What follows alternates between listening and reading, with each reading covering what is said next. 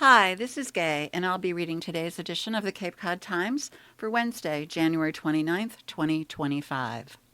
We'll start with the weather like we always do. This morning there was a little bit of snow, then a shower. It'll be breezy today though, but warmer, high 46 degrees. Tonight you can expect clearing and then a shower or snow a little early, then it'll be breezy with low temperature 18 degrees. Tomorrow it'll be sunny but breezy in the morning, then getting colder throughout the day. The high will be 30, the low 24. On Friday, again, it will become windier.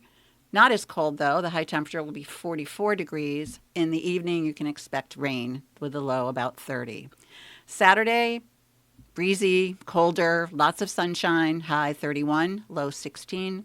And on Sunday, there'll be low clouds. It'll be 35 degrees, and in the evening, 31. The sun rose this morning at 6:56 a.m. and will set tonight at 4:53 p.m. That's 9 hours and 57 minutes of daylight. Now for the lottery. In the numbers game drawing for Tuesday, January 28th, the midday drawing numbers are 2910. That's 2910. Midday drawing for the numbers game for Tuesday, January 28th, 2025. In the evening drawing for the numbers game, the numbers are 0140. Again, 0140. Evening drawing for the numbers game for Tuesday, January 28th, 2025. Lucky for life numbers for Tuesday, January 28th, 2025. 7, 20, 24, 39, 43. Bonus number of 9. Again, that's 7, 20, 24, 39, 43. Bonus number of 9. In the drawing, Lucky for Life, Tuesday, January 28th, 2025. Mass cash drawing numbers for Tuesday, January 28th, 16, 19, 21, 24, 26. That's 16, 19, 21, 24, 26. Mass cash drawing numbers for Tuesday, January 28th, 2025. And in the Mega Millions drawing for Tuesday, January 28th, 10, 19, 31, 47, 56, bonus number of 6. Again, that's 10, 19, 31, 47, 56, bonus number of 6. Mega Millions drawings for Tuesday, January 28th, 2025. Now to the stories of the Cape Cod Times, Wednesday, January 29th, 2025 edition. Our first story, Falmouth shuts down baseball fields after contaminated soil, glass from old dump unrecovered, by Heather McCarran. Falmouth John L. Neal Youth Baseball Complex has been closed after work crews discovered hazardous materials, including glass shards, heavy metals, and now banned PCBs in the soil. Results of tests performed by Arcadis, a town-hired consultant, revealed that the soil contains concentrations of lead, arsenic, zinc, and polychlorinated biphenyls that exceed state limits spelled out in the Massachusetts Contingency Plan, which guides environmental cleanups. Tests also showed that glass shards exposed through seasonal freeze-thaw cycles and foot traffic were scattered along walkways between the fields and near the parking lot. Town manager Michael Renshaw said Tuesday that the problem surfaced during the installation of new lighting at the facility, part of ongoing improvements funded by the town's Community Preservation Committee. Contractors dug into the ground to set the light poles and churned up soil from a forgotten municipal dump. Renshaw said the town hired Arcadis in November to analyze the soil and find out what was in it after contractor CDM Smith and its subcontractor noticed metals and glass. As part of its work, Arcadis learned that the property was home to a municipal landfill up until the early 1970s, he said. In November, Arcadis completed 14 test borings scattered strategically throughout the entire complex, Renshaw said. Officials don't know how long the shutdown, announced Monday, may continue at the complex at 525 Gifford Street, even as the Falmouth Youth Baseball that uses the complex begins registrations for the 2025 season. The landfill stopped being used in the early 70s from the research that the consultant was able to put together, he said, and at some point in the early to mid-80s, the town made the decision to go ahead and construct this ball field complex on top of it. Renshaw said he initially called for the fields to be closed at the beginning of January pending consultation with the state on January 15th. Temporary fencing was placed along with signs advising people the site could not be reached. The fields are not used for organized play during the winter, but residents walk their dogs there. Thin layer of film covers former municipal landfill. The town is now working with the Massachusetts Department of Environmental Protection to develop a comprehensive cleanup strategy. The town has also hired an environmental consulting firm to assist with oversight of the project. The town will remove glass from the walkways in conformance with applicable regulations and guidance. Our consultant is in the process of completing a risk assessment evaluation looking for more details at the site findings, he said. The work includes determining where the concentrations of contamination are located. Renshaw explained that the soil at the site had only a thin layer of fill, about 6 to 11 inches over the old landfill. While this relatively shallow contamination does not affect the entire site, the immediate concern is the presence of glass shards on the surface, which pose a safety risk for people walking through the area. The problem is mostly confined to the walkways and parking lot. We did a thorough inspection of the fields themselves, and luckily there is no glass contamination in the outfields or infields, Renshaw said. Youth Baseball Organization uses fields at Complex. The complex includes 3 playing fields, which have been in use since the 1980s. Renshaw said the complex, owned by the town, is exclusively used by the Youth Baseball Organization. Leaders of the organization could not be immediately reached for comment about how the closure could affect their upcoming season. Renshaw said, short term, the town is looking to identify whether we will be able to have any use of those fields or whether we have to close them for an extended period of time. It is hoped, working with the state, we will be able to clean up with a plan to phase in remediation where we have some limited use of those fields in the meantime, he said, but all of that is yet to be determined. The risk assessment report is expected sometime next week. In a news release, Renshaw acknowledged that this discovery at a recreational facility is of great concern to residents and assured residents that the town is committed to providing frequent updates as information becomes available. Additional information will be posted to the town website, www.falmouthmass.gov. Our next story from the front page, Barnstable Town Council member questions apartment plan by Zane Razak, Cape Cod Times, USA Today Network. After building a 272 apartment complex on Wilkins Lane in Barnstable Village, New England Development wants to add 320 more apartments close by. A subcommittee of the Cape Cod Commission heard more about the project's second phase on Monday evening. The hearing will be continued at 5 p.m. on February 10th in person at Barnstable Town Hall. 10% of the added units will be affordable to 65% of area median income, and another 3% will be affordable to 80% AMI. Some elected officials and residents said they wish the project was more affordable. It seems like in order to get this housing that we desperately need, we have an albatross around our necks, and that is market rate housing, said Barnstable Town Councilor Charlie Bloom. In order to get the 42 affordable units that you have to have 280 or so market rate. I really think that every market rate unit is a place and a space that excludes housing that's desperately needed for people at 100% AMI or below. The property is part of the fire district for Barnstable Village, according to the Barnstable Town Assessor's Office, but it is near commercial centers in Hyannis. What is planned for the housing on Wilkins Lane? The majority, 191, will be one-bedroom apartments, 113 will be two-bedroom, and 16 will be three-bedroom units. 60% will be less than 850 square feet. The new units will be within 5 buildings on 15.1 acres. Plans also call for a 6,430 square foot amenity and leasing building, 478 parking spaces, including 46 spaces within 8 new garage buildings, and a stormwater management system with infiltration basins and bioretention areas. New England Development, along with Hanover Company, acquired the property from Cape Cod Hospital, which had originally planned to use it for outpatient medical buildings before abandoning the plan. The site is bordered to the south by BJ's Wholesale Club, to the southeast and east by Wilkins Outpatient Medical Complex, and to the north by the existing 272-unit development where 36 apartments are permanently deed restricted as affordable under state income guidelines. The housing crisis has ripple effects on families, creating displacement, stress, and uncertainty, which threatens the region's future, said resident Jocelyn Marshall in support of the project during public comment. To address this issue, policymakers must take urgent action to prioritize affordable housing solutions like the Wilkins Lane project. The project has been referred to the Cape Cod Commission as a mandatory development of regional impact. When the hearings are over, the subcommittee may take a vote to make a recommendation to the full commission, which may then vote on the project. In our next story, Can Cape Base Include Civilian Airport? By Susan Vaughn, Cape Cod Times, USA Today Network. The Barnstable Town Council is being asked to approve a feasibility study on establishing a military and civilian airport at Joint Base Cape Cod.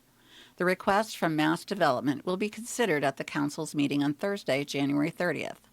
Mass Development is the state's finance development agency, and the study is part of a master planning effort for the base.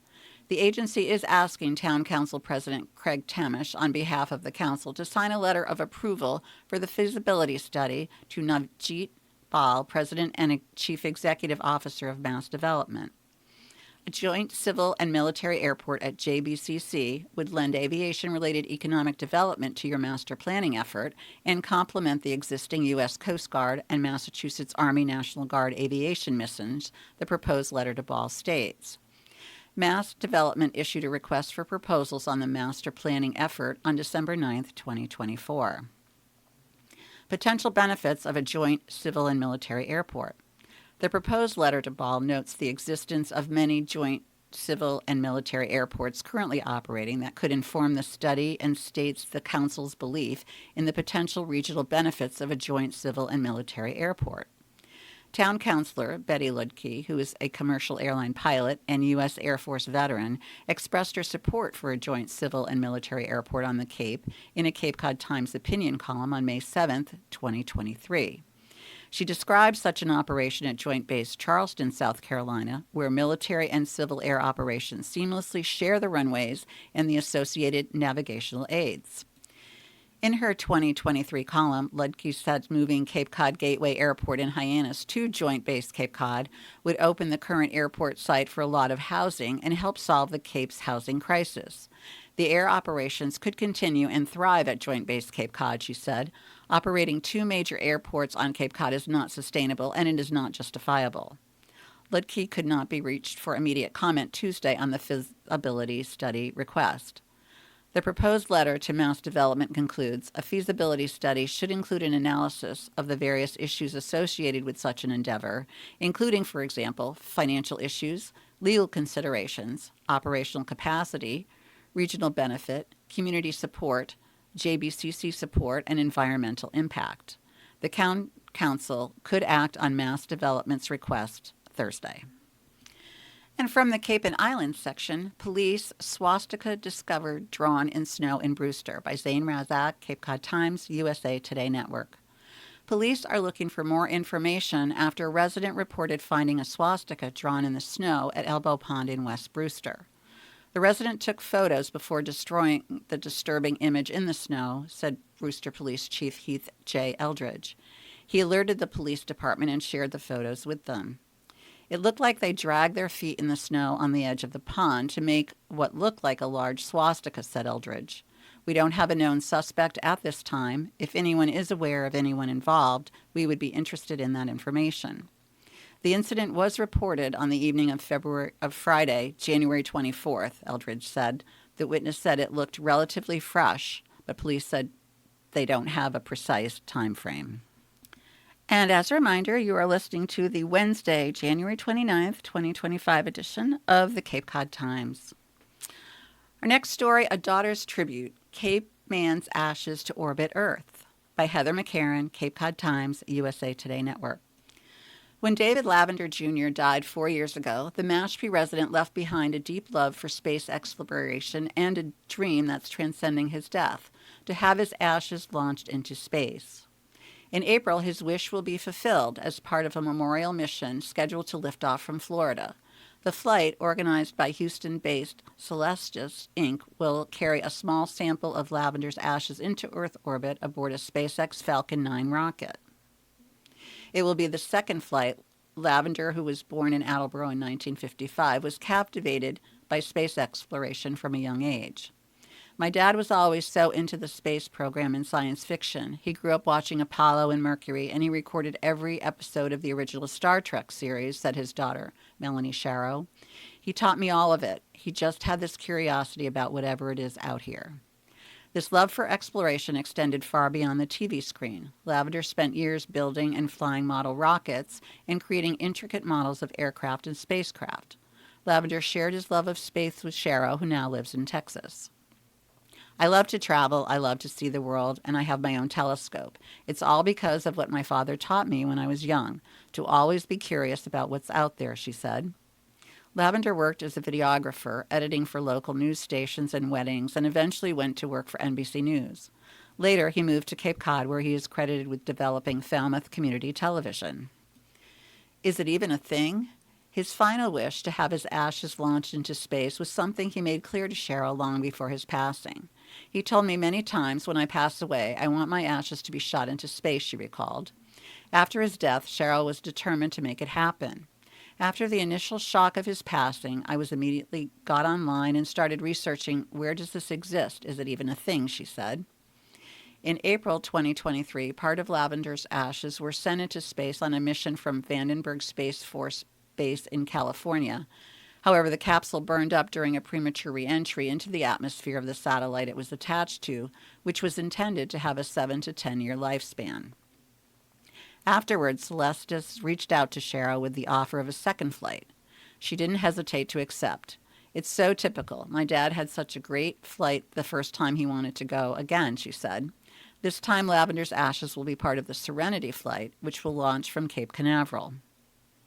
It is just special that he's going up from a place that he brought me when I was young, said Cheryl, explaining that her dad took her to Kennedy Space Center when she was a child. It is also significant because it's the same facility from which NASA launched the space capsules and shuttles Lavender was always so fascinated by. Celestis, which has been providing memorial space flights since 1997, offers several services for those who wish to memorialize their loved ones in space. It's a celebration, said Celestis co-founder and CEO Charles Chafer. Think of it as like scattering ashes at sea. The company offers different types of memorial missions, including the Earthrise mission, which returns capsules with cremated remains or DNA to Earth after a brief trip into orbit, or the Lunar Service, which sends remains to the Moon. The Earth orbit mission, which Lavender will participate in, involves sending remains into Earth orbit for several years. Then, at the end of the orbital life, they re-enter the atmosphere and burn up on return, kind of like a shooting star, Chafer said. Taking off from launch pads in Cape Canaveral, Vandenberg, or Spaceport America in New Mexico, Celestis capsules fly as secondary payloads on satellites being put into space for scientific or commercial uses and may include ashes or DNA of 100 to 350 people. Think about half a lipstick container, Chafer said. They're each individually engraved with the person's name, and they are aggregated together in spacecraft. Celestis offers Voyager service missions to send capsules with craft exploring to deep space, never to return. Orbit around the Sun. We currently have a craft on a 300 million kilometer orbit around the Sun as a permanent memorial, he said. Usually there is a 3-day service arranged around the launch where Celestis may host anywhere from 100 to 700 guests. Those unable to attend in person can tune in to a webcast. The company has memorialized people from around the world, including individuals from more than 40 countries. The April launch will be Celestis' 12th Earth orbit mission and its 24th overall mission. Michael Lavender of South Dennis said the upcoming Serenity flight is a fitting tribute to his late older brother. Growing up, his brother couldn't get enough of the space program and aeronautics. In the early 70s, he recalls his brother often buying Estes model rockets to launch. He was doing that when he was 12 years old, Michael Lavender said. He was old enough to remember the moon landing. For his niece Melanie, he said the space memorial for his brother is a recognition of one of their greatest connections and the legacy that my brother left her as it pertains to the science of space exploration. It's kind of a gift from Melanie to my brother. She said it's bringing her closure. Shero takes comfort in knowing that she can track the satellite carrying her father's remains and even go outside to see when it passes overhead. He's already up there in spirit, she said. I'm just putting him up there in body as well. Our next story from USA Today Network New England, MSPCA recruiting cats, dogs from disaster areas. After 10 inches of snow blanketed Louisiana, MSPCA Angels Northeast Animal Shelter took in more than 30 cats that couldn't cope with the cold. A staggering number of animals across the country are being impacted by disasters right now, MSPCA Angel Relocation Manager Josie Waldron said in a written statement last week. As a leader in animal welfare with an established disaster relief program, we have a responsibility to help in any way we can. While 10 inches of snow may not sound like much to us in New England, but it's close to record-breaking there, Waldron said. And while normally the moderate temperatures allow for many cats to live outside year-round in southern states, the recent cold has created dangerous conditions. That means more cats coming into shelters, some of which also rely on outdoor areas that aren't accessible, which is why it's really important that we help them free up space, Waldron said. There are 37 cats that have arrived from Louisiana, ranging in age from 3 months to 3 years old, and are largely domestic shorthairs. They came from several shelters in Louisiana, including Ouachita Parish Animal Shelter in Monroe, Jefferson Protection and Animal Welfare Services in Jefferson, and Iberia Parish Animal Shelter in New Iberia. When will the cats be up for adoption? The cats are expected to be available for adoption following their state-mandated 48-hour quarantine and after receiving any medical care that they may need, according to the MSPCA. Interested adopters are asked to visit the Northeast Animal Shelter during open hours, which are 11:30 a.m. to 5 p.m. each day. How many dogs in the MSPCA expecting to rescue? Following cats, Waldron said the organization is expecting to take in 10 to 20 large-sized dogs from Los Angeles area late this week that were displaced by the wildfires. Given the distance, we expect the dogs to fly to a closer state like Delaware, where we'll pick them up and drive them back to Massachusetts, Waldron said. The MSPCA Angel will release more information on the Los Angeles dog transport as it becomes available. How can people donate to the cause besides adopting? Those interested in donating to support MSPCA's disaster relief efforts and help care for these new arrivals are asked to do so at mspca.org/disaster. In our next story from USA Today, egg prices expected to continue rising, by Jonathan Limehouse and Mary Walrath Holdridge. Making eggs for breakfast might become more challenging as the common grocery item is expected to become pricier throughout the year, despite Vice President J.D. Vance recently saying otherwise. According to the U.S. Department of Agriculture's price outlook, egg prices are predicted to increase about 20% in 2025, compared with about 2.2% for overall food prices. The USDA attributed the expected rise in egg costs to the highly pathogenic avian influenza, or bird flu, outbreak, which has caused a strain in supply. The price hike is not sudden, as eggs cost 36.8% more in December 2024 than in December 2023, but we're still below peak prices from January 2023, according to the USDA.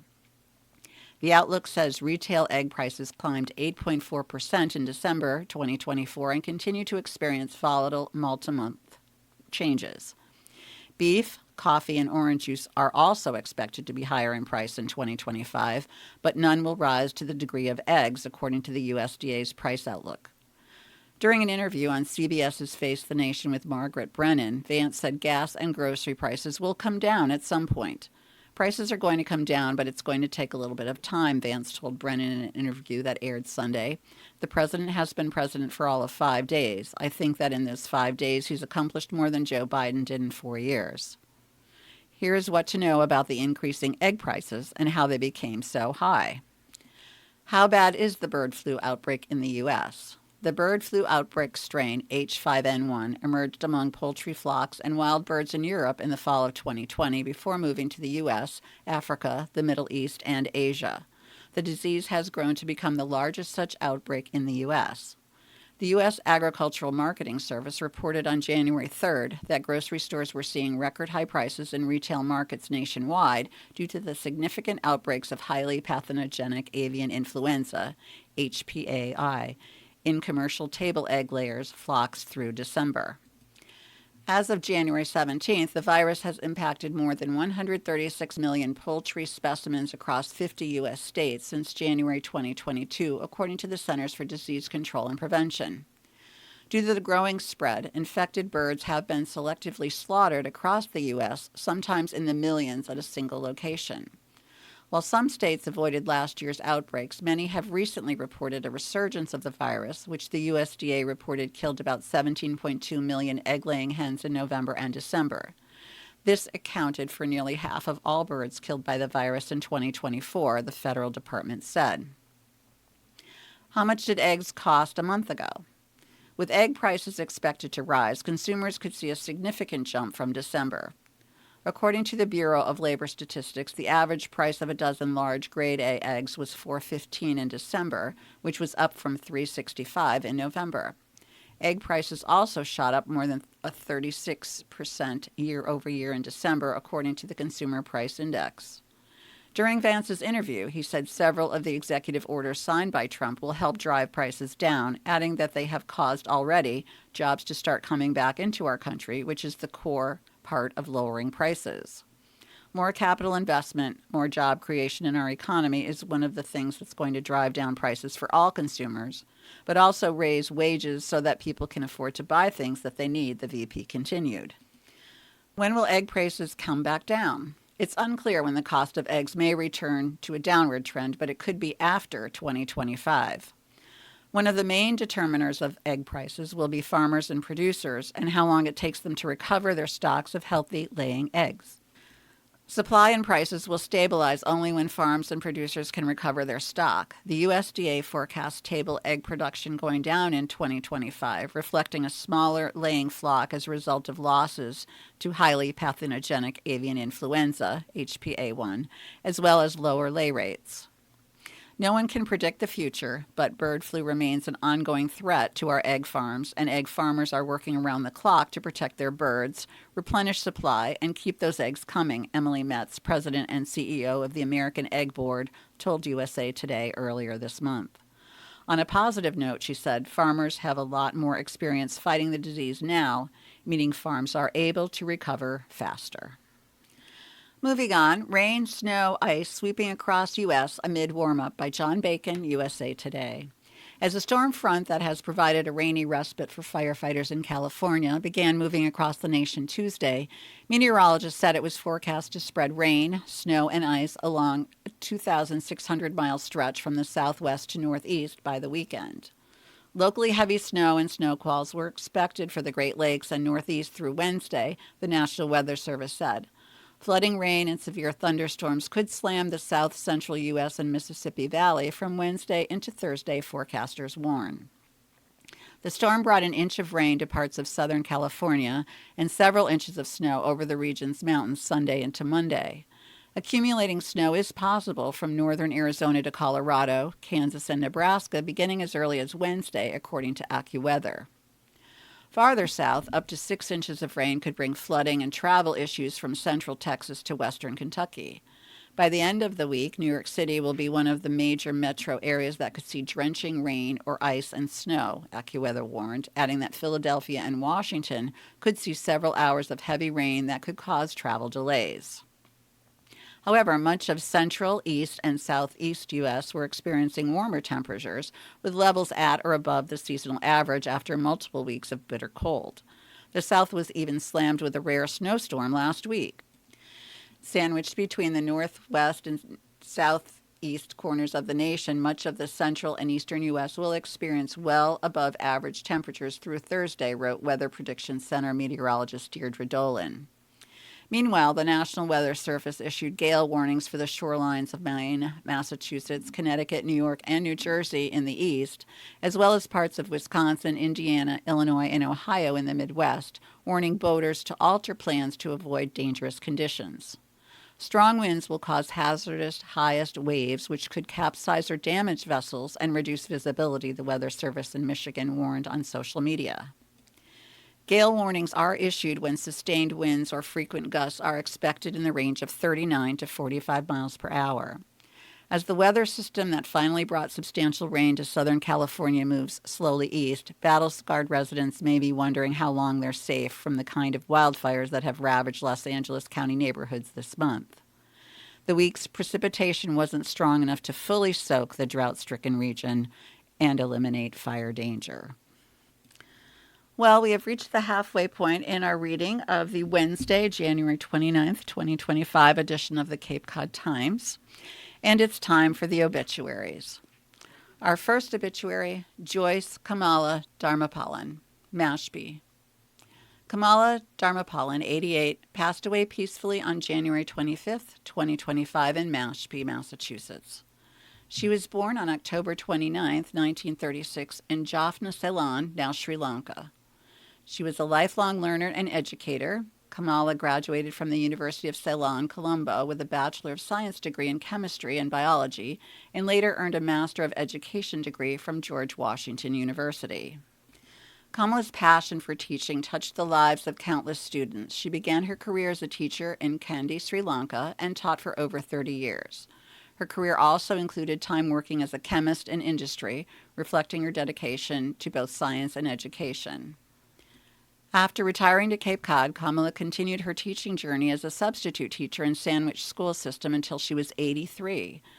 When she was out in the community, she was greeted with enthusiasm and gratitude by the students who adored her. Family was the cornerstone of Kamala's life. She is survived by many family members and was predeceased in death in 2023 by her beloved husband of 60 years, Dharma. Her legacy of love, learning, teaching, kindness, and service will live on in their hearts. A memorial service will be held on Saturday, February 1st, 2025 at 11 a.m. at the South Yarmouth United Methodist Church, Cape Cod. Any donations in memory of Kamala may be made to the Habitat for Humanity International, 322 West Lamar Street, Americus, Georgia, 31079-3543. or online at www.habitat.org. For online guest book and directions, please visit www.chapmanfuneral.com. Jane Teresa Klimchuk, Orleans. Jane Teresa Davis Klimchuk, 88, beloved wife, mother, grandmother, and friend, died January 25th, 2025. She passed away peacefully after a lengthy illness. Family would like to thank the caregivers who provided care both inside and outside her home during her long illness. Jane was born and raised in Orleans, a graduate of Orleans High School and Cape Cod Secretarial School. When she was younger, she worked at the Reno Diner in Orleans. She worked at Cape Cod Rubber Company, First National Bank of Cape Cod Bank and Trust, as well as Ahern Marine Agency. She was also a bookkeeper for her husband's home building business. A sweet, kind-hearted, fun, and happy lady, she was always up for anything and on the go. She was a lifelong communicant of St. Joan of Arc Church, where she volunteered in many ways over the years. She was a Brownie and Girl Scout troop leader. She volunteered at the Cape and Islands EMS Thrift Shop. She volunteered at the French Cable Museum. She also volunteered at the polls in Orleans at election time and served as secretary on the Orleans Cemetery Association. In more recent years, she attended the Rock Harbor Respite Supportive Day program at the Orleans Senior Center, where she enjoyed the wonderful activities and care provided by the exceptional staff. She was predeceased by her beloved husband of 63 years, Dorofe. She leaves extended family and many neighbors and friends, all of whom she held dear. Visiting hours will be held on Thursday, January 30th from 4 to 6 p.m. at Nickerson Funeral Home, 77 Eldridge Parkway, Orleans. Mass of Christian burial will be Friday, January 31st at St. Joan of Arc Church, 61 Canal Road, Orleans. The burial will be private. In lieu of flowers, donations can be made to Alzheimer's Family Support Center, 2095 Main Street, Brewster, Mass. 02631. For online condolences, please visit www.nickersonfunerals.com. Marjorie Catherine Tivenin Dennisport. With heavy hearts, we announce the peaceful passing of Marjorie Catherine Tivenen on January 26, 2025, at the age of 98. Born on September 9, 1926, in Boston, Massachusetts. Marjorie built an impressive career with New England Telephone, where her hard work and dedication earned her the role of regional manager. She was deeply respected by colleagues for her leadership and unwavering commitment to excellence. In 1980, Marjorie made Dennisport her home. She embraced the Cape Cod community with open arms, forging lasting friendships. Her warmth, grace, and generosity left an indelible mark on all who knew her. Marjorie is survived by a loving family who will greatly miss her. Marjorie's legacy of kindness, integrity, and dedication to her family and community will endure through those she touched. She will be deeply missed, but forever remembered. Visitation will be held on Tuesday, February 4th, 2025, from 9:30 to 10:30 a.m. at Chapman Funerals and Cremations, Blute Chapel, 678 Main Street, Harwich Center. A funeral mass will follow at 11 a.m. at Holy Trinity Church, 246 Route 28, West Harwich. Burial will then follow at St. Francis X Cemetery, Pine Street, Centerville. Relatives and friends are invited to attend. Notes of comfort may be made to Marjorie's family at www.chapmanfuneral.com. And that concludes our obituaries today for the Cape Cod Times Wednesday, January 29th, 2025 edition. And now back to our stories. Trump puts freeze on federal grants and loans by Bart Jansen, USA Today. President Donald Trump's grant and loan funding freeze sparked immediate pushback and panic on Tuesday. The White House Office of Management and Budget issued a memo Monday ordering a pause in such funding while officials review whether the spending priorities are aligned with Trump's agenda. The White House said the pause wouldn't impact Social Security or Medicare payments. Federal agencies must temporarily pause all activities related to obligation or disbursement of all federal financial assistance and other relevant agency activities that may be impacted by the executive orders, including, but not limited to, financial assistance for foreign aid, non-governmental organizations, DEI, woke gender ideology, and the new Green Deal. Matthew J. Veith, the acting director of the Office of Management and Budget, wrote in the memo, referencing orders Trump has signed since taking office again.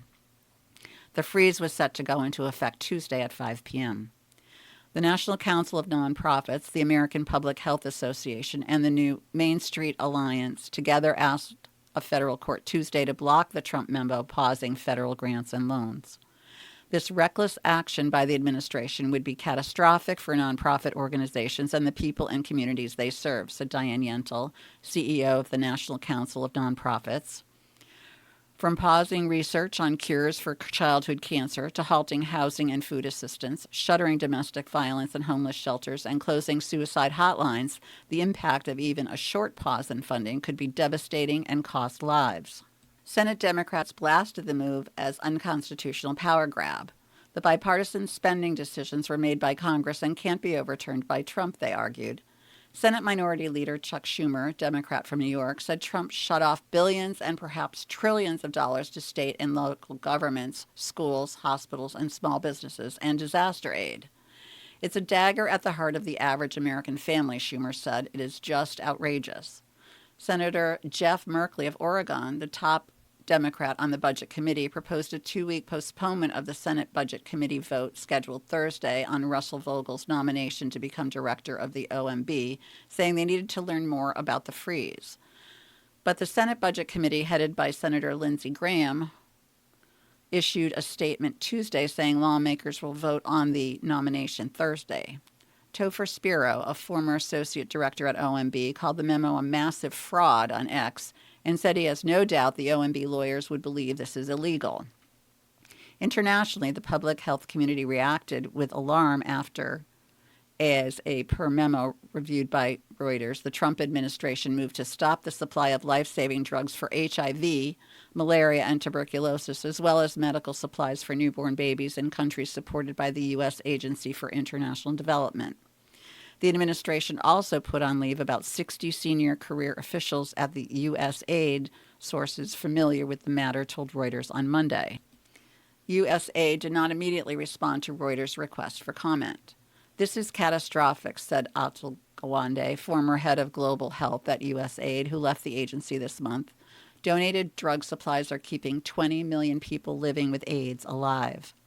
In fiscal year 2023, the U.S. dispersed $72 billion in assistance. It provided 42% of all humanitarian aid tracked by the United Nations in 2024. Also on Tuesday, Kristi Noem, who was confirmed Saturday as Secretary of Homeland Security, was in New York City as members of Immigration and Customs Enforcement arrested immigrants in the country without legal authorization who have been convicted of crimes. She thanked the brave officers involved. Back in Washington, the Senate Commerce, Senate, and Transportation Committee held a hearing examining the Panama Canal's impact on U.S. trade and national security. Trump has criticized previous U.S. policy that turned over control of the canal, a key link for shipping between the Atlantic and Pacific Oceans, to Panama. Trump has complained about China's rising influence over the canal. Serving 40% of U.S. seaborne container trade, the Panama Canal is vital to American economic and national security interests, Senator Ted Cruz, Republican from Texas, the committee chair, said in a statement. Staffing shakeups continued as Trump's Justice Department fired more than a dozen officials who assisted Special Counsel Jack Smith in prosecuting Trump before he won the 2024 election. Acting Attorney General James McHenry made this decision because he did not believe these officials could be trusted to faithfully implement the president's agenda because of their significant role in prosecuting the president, a Justice Department official told USA Today in a statement. Smith led 2 prosecutions against Trump that he dropped after Trump's election. One alleged Trump unlawfully tried to overturn the 2020 election results. The other alleged he mishandled classified documents after his first presidential term. Smith resigned earlier this month ahead of Trump's January 20th inauguration. Barbara McQuaid, a former federal prosecutor and law professor at the University of Michigan, criticized the firings on X. DOJ supports and defends the Constitution, not the president's agenda, McQuaid wrote. And in a poll, Americans sour on some of Trump's orders, by Jason Lang and James Oliphant by Reuters. Washington. Americans have a dim view of some of President Donald Trump's early barrage of executive orders, including his attempt to do away with birthright citizenship and his decision to rename the Gulf of Mexico, a Reuters Ipsos poll found. Since taking office on January 20th, the Republican president has moved quickly to crack down on immigration and scale back the size of government, efforts that respondents to the 3-day poll that closed on Sunday look on more favorably. Overall, the poll showed 45% of Americans approve of Trump's performance as president, down slightly from 47% in a January 20 to 21 poll. The share who disapproved was slightly larger at 46%, an increase from 39% in the prior poll. The poll had a margin of error of about 4 percentage points. While it does seem Trump is getting a honeymoon to some extent, his numbers are still not impressive by historical standards, said Kyle Condict, an analyst with the University of Virginia Center for Politics. During Trump's first term, his approval rating hit high as 49% during the first weeks in office, but he closed out his term at 34% approval following the January 6, 2021 assault on the U.S. Capitol. It may be too early to evaluate whether Trump is squandering his political capital by focusing on issues where he is not aligned with the public, Condict said, but the polls show that many of his early actions have been greeted warmly only by his hardcore base of supporters. Voters more generally remain deeply concerned about the high price of food, housing, and other necessities, the poll found. Most Americans opposed ending the nation's long-standing practice of granting citizenship to children born in the U.S., even if neither parent has legal immigration status, the poll found. Some 59% of respondents, including 89% of Democrats and 36% of Republicans, said they opposed ending birthright citizenship. A federal judge last week temporarily blocked the Trump administration from making changes to birthright citizenship, but the White House has vowed to fight on. Little support for Gulf of America. 70% of respondents opposed renaming the Gulf of Mexico to Gulf of America, an action Trump ordered on his first day in office. Only 25% of respondents supported the idea, with the rest unsure. Some 59% of respondents, including 30% of Republicans, opposed Trump's moves to end federal efforts to promote the hiring of women and members of racial minority groups. When asked specifically about Trump's order to close all federal diversity, equity, and inclusion, or DEI, offices, respondents were more evenly divided, with 51% opposed and 44% in favor, largely along partisan lines. Support for expanding fossil fuel drilling, another early policy change in the new administration, was highly concentrated in Trump's party, with 76% of Republicans backing the easing of drilling restrictions and 81% of Democrats opposing it. Some 59% of respondents said they opposed the United States pulling out of the Paris Climate Accords. Public views also split along partisan lines for billionaire businessman Elon Musk, one of Trump's most prominent allies. While 75% of Republicans in surveys said they had a favorable view of Musk, 90% of Democrats said they had an unfavorable view. One possible source of concern for Trump's political team could be the still overwhelming sense that rising prices remain untamed. Some 50% of poll respondents said the country was working on the wrong track when it came to the cost of living, compared to 25% who said it was moving in the right direction. The rest said they weren't sure or didn't answer the question. Immigration hiring freeze. There were positive indicators for Trump as well. Some 48% Americans approve of Trump's approach on immigration, compared to 41% who disapproved. And the poll showed Trump having significant levels of support on the hiring freeze he ordered at most federal offices, with 49% of respondents backing a freeze, including 80% of Republicans and 43% of Democrats. Condic said that Trump ultimately may be judged by the public on big-picture issues such as the economy and immigration, and that opposition to small-scale policy measures may not be damaging. Trump was elected in large part because voters tended to side with him on the economy and immigration. To the extent he is viewed as doing positive things on that, it's probably good for him, Condic said. But he added, if voters in the coming months perceive Trump's immigration crackdown or his government downsizing efforts to be overly harsh, that could change. Trump won't be on the ballot again, but the backlash could be felt by congressional Republicans running for re-election next year, he said. The Reuters Ipsos poll, which was conducted online and nationwide over January 24th to 26th, surveyed 1,034 adults. And you are listening to the Wednesday, January 29th, 2012 edition of the Cape Cod Times. Our next story, Caroline Kennedy calls on Senate to oppose RFK Jr. by Stephanie Kelly, Reuters.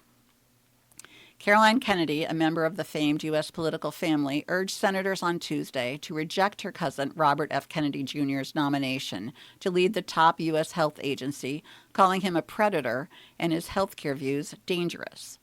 The daughter of former President John F. Kennedy, Caroline Kennedy, said that Robert F. Kennedy Jr., known as RFK Jr., has discouraged vaccinations for his own profit. She added he does not have the medical, financial, or government experience to lead the Department of Health and Human Services. Republican President Donald Trump nominated him in November. A spokesperson for RFK Jr. did not immediately respond to a request for comment.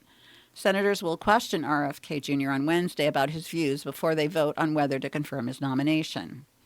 RFK Jr. has long sown doubts about the safety and efficacy of vaccines that have helped curb disease and prevent deaths for decades. He disputes the anti-vaccine characterization, and he has said he would not prevent Americans from getting inoculations. Bobby has gone on to misrepresent, lie, and cheat his way through life today, Caroline said in a video on social media platform X, in which she read her letter addressed to senators.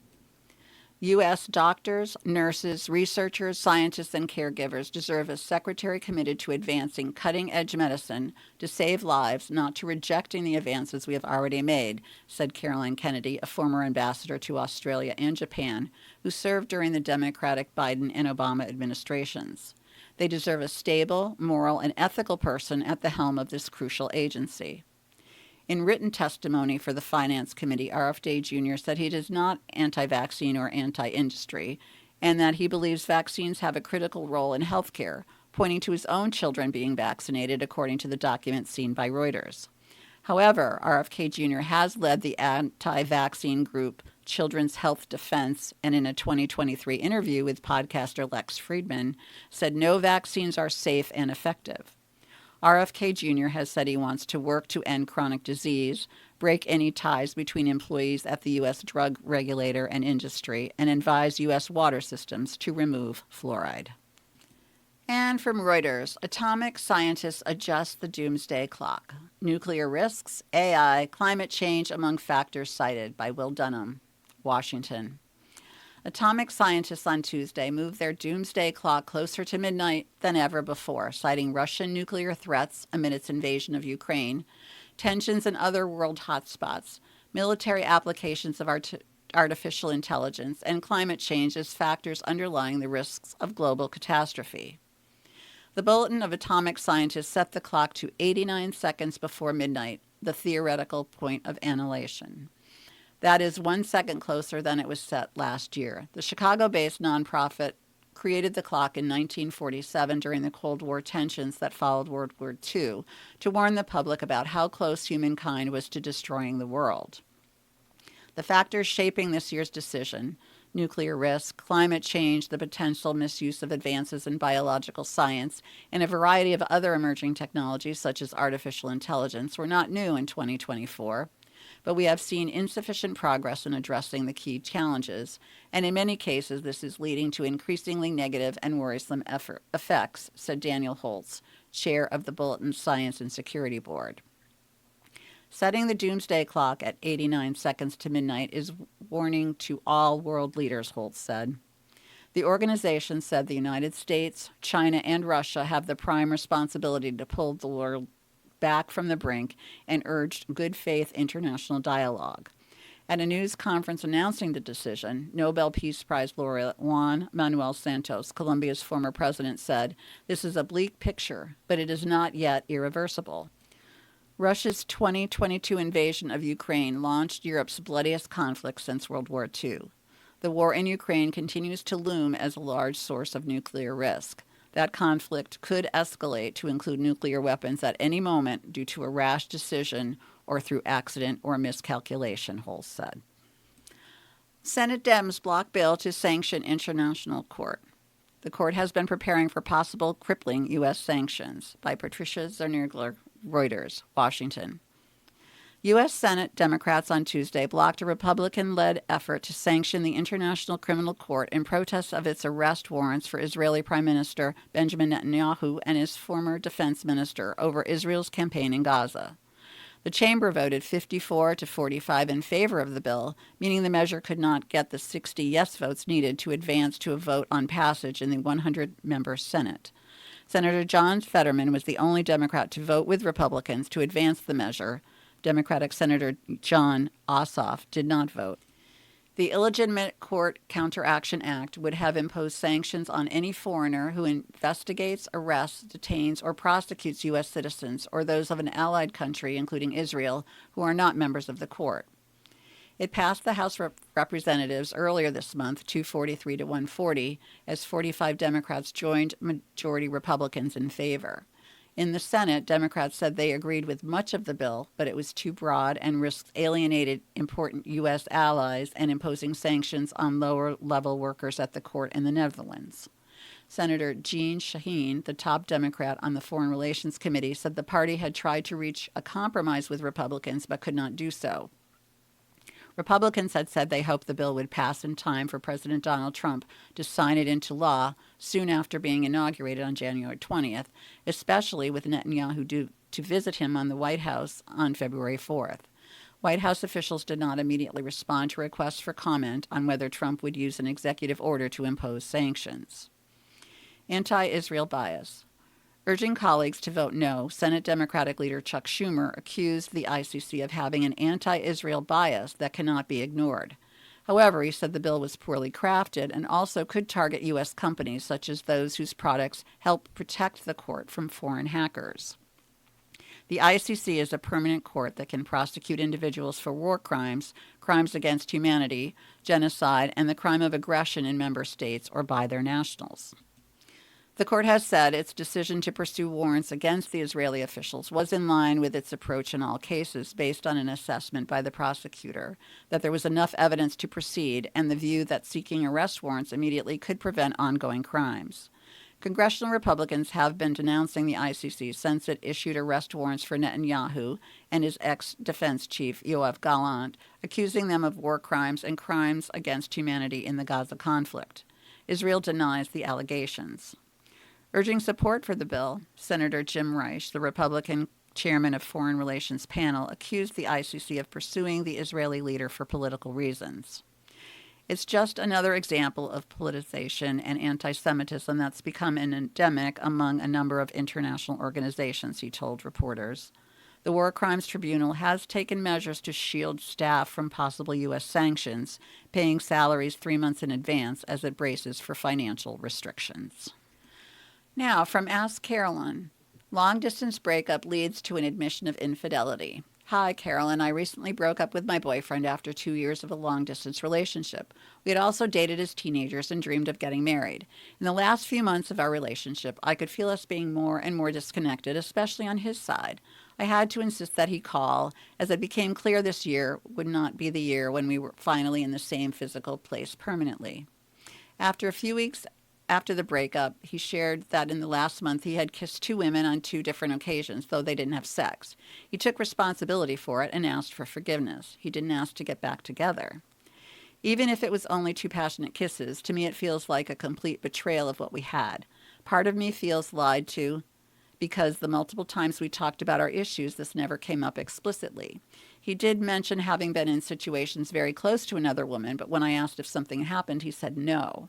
Another part of me thinks one day, if circumstances are right, we could be together again. Other than these last few months, I've been very happy and felt so loved by him.